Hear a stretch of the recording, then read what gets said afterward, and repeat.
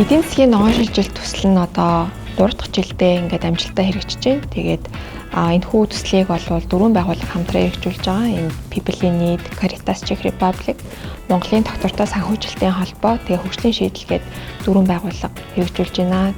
Төслийн хүрээнд бол бид нар 4 туршлага судлах аялал зохион байгуулснаар одоо энэ жил ингээд 4 дахь нь амжилттай Улаанбаатар хотноо зохион байгуулагдаж байна. Төсөл маань эко тэмдгийн тогтолцоог Монгол улсад бүрдүүлэхээр холбогдох төрийн байгууллагууд хувийн хвшилтэй ингээд хамтраад ажиллаж байна. Тэгээд энэ туршлага судлах аялал маань ингээд өндөрлж байгаа ч гэсэн төсөл маань үргэлжилж байгаа. Тэгээд бүх үйлдвэрлэгчтэйгээ дараа дараагийн арга хэмжээнд бас идэвхтэй оролцоорой гэж уриалмаар байна.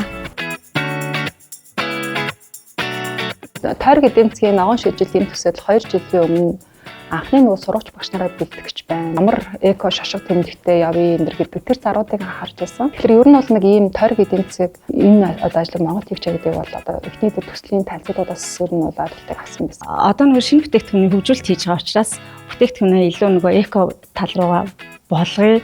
Урд нь айгүй хэцүү гэж бодож исэн зүйлүүдийг энд ирээд ингээд амархан жижиг асуудлаар зөв алхмуудад шилжүүлснээр илүү эко болох боломжтой юм байна гэдгийг ингээ олж харж байгаа байхгүй юу?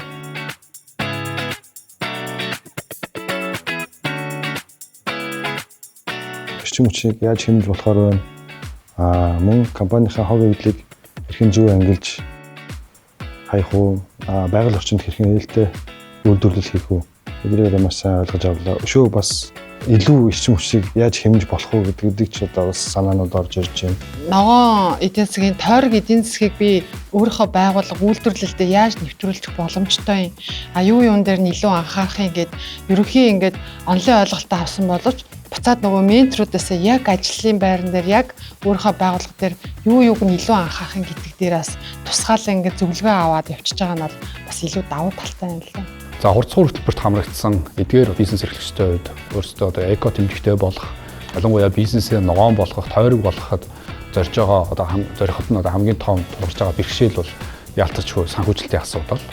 Түүнтэй санхүүжилтийг дагаад тоног төхөөрөмжөө шинжлэх, технологи шинжлэх, за тэгээд энэ хаягдал, ус, эрчим хүчний асуудлаа мэдээж одоо тийм ажил хүчиндээ хэрхэн зөв ойлгох уу? За үүгээрээ дамжуулаад бизнест одоо шинэ тийм соёлыг яаж бүрдүүлэх үү? За энэ чиглэлийн асуултууд бол нэхэн орж ирсэн.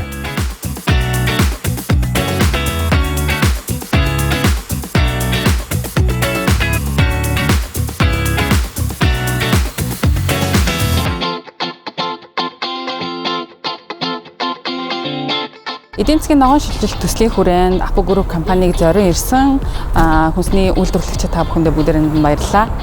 Апо Group компанийн хувьд энэ тойрог эдийн засгийн ногоон шилжилтийг үйл ажиллагаанд анх эхэлсэн цагаас эхлээд нэвтрүүлээд явж байгаа.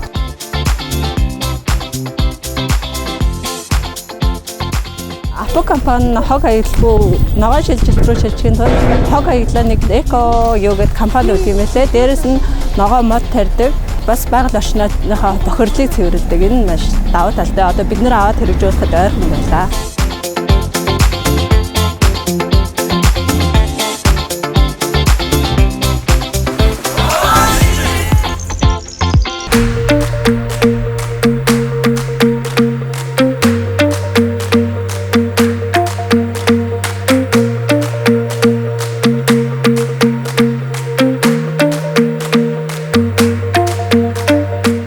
Он гэхэд MCS Coca-Cola компани Монгол улсын зах зээл дээр гарч байгаа бүтээгдэхүүнийхээ хог аяглыг бүгднийг эргүүлэн татаж аваад дахин боловсруулалт хийнэ гэсэн юм том зорилго байгаа.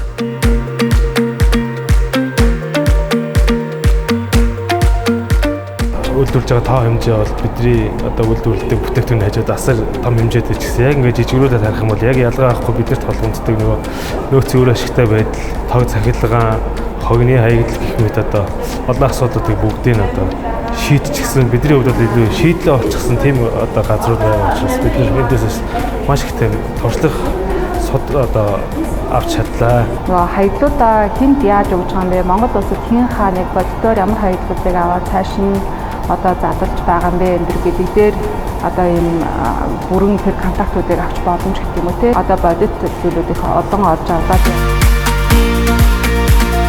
төслийн үйл ажиллагаа маань эх жил мөн адил үргэлжлэн. Тэгэхээр жижиг дунд үйлдвэрүүд маань хамрагдаж за байгаль орчин дээлтэй үйлдвэрлэл явуулах тойрог эдийн засагт өөрсдийн бизнес загвараа шилжүүлэхэд бол мэдлэг мэдээллийг бол авах боломжтой. За мөн энэ удаагийн туршлага судлах аялал шиг бусад үйлдвэрүүдийнхээ байгаль орчинд ээлтэй сайн туршлагуудыг бол газар дээрээс нь сурвалжилж өөрсдийн үйл ажиллагаагаа нэг алхмаар ногоон болгож цаашлаад эко тэмдэг авах боломжтой болох юм аа. Энэ бүхэнд нь манай төслийн зүгээс бол дэмжиж ажиллах болно.